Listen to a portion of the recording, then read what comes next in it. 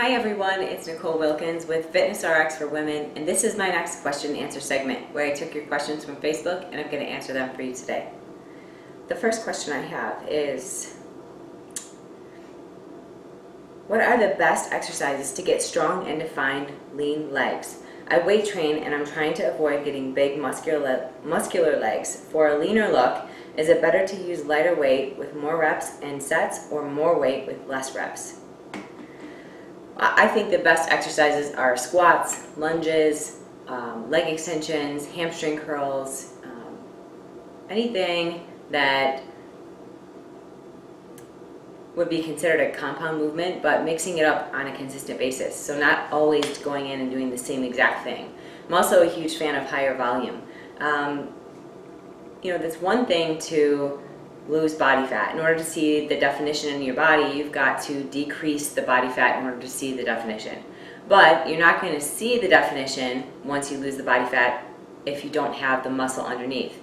So you want to still weight train, and if you're looking to not have really big muscular legs, I would keep your repetitions around 15.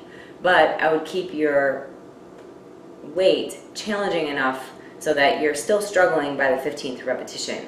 If you can do 30 to 50 repetitions, it's probably too light of a weight. But also incorporate things like drop sets and supersets and giant sets or tri-sets where you're doing 3 exercises in a row just to really ramp up the intensity. And if you're losing body fat, it's really, really difficult to gain a huge amount of muscle as a woman especially. So hopefully that helps. What is the difference between counting calories and counting macros? What is the average goal for each? I'm counting calories now, but not seeing much in results, and I'm not sure I'm aiming at the correct intake. Well, counting your macronutrients are proteins, carbs, and fats, and you want to have a desired number of each throughout the day.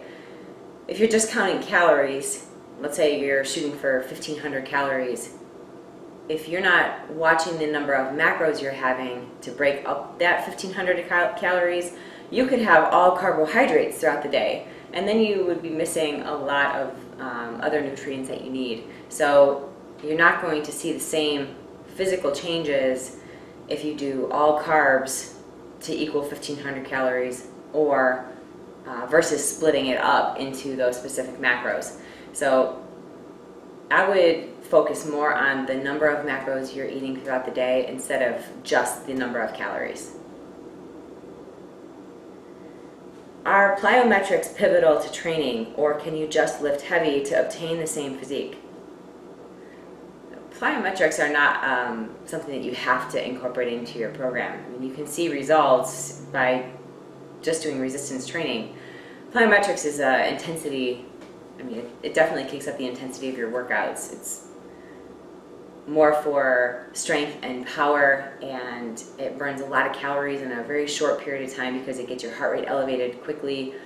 But you can still see changes in your physique by just using the weights. What are the best moves to get rid of bat arms?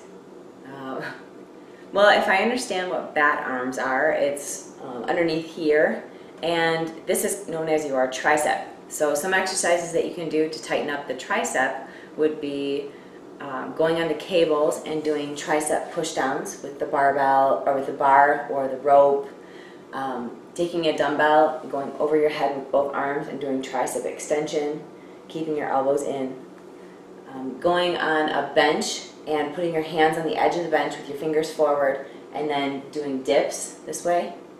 Or taking 2 dumbbells, leaning all the way forward, bringing your elbows up as high as you can, and then straightening your arms back for a tricep kickback. So those will all focus on the back of the arm. And the last question I have is, what is a good night snack?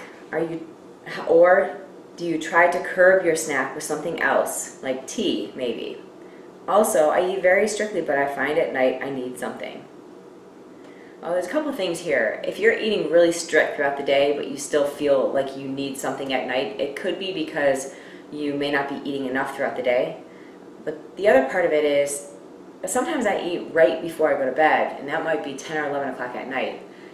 Doesn't matter, in my opinion, what time you eat at night. What matters is how much you eat and the type of foods that you're eating. So I wouldn't eat a huge pizza before you go to bed because you're just going to sleep on it. But you have something like an omelet, like a white omelet with vegetables, or a protein shake with a handful of almonds, or a Greek yogurt with a scoop of protein powder and a little bit of peanut butter. So something that's not going to sit heavy on your stomach and has a good source of protein with maybe a little bit of fat and some vegetables will help keep you satisfied and not leave you starving or overeating before you go to bed.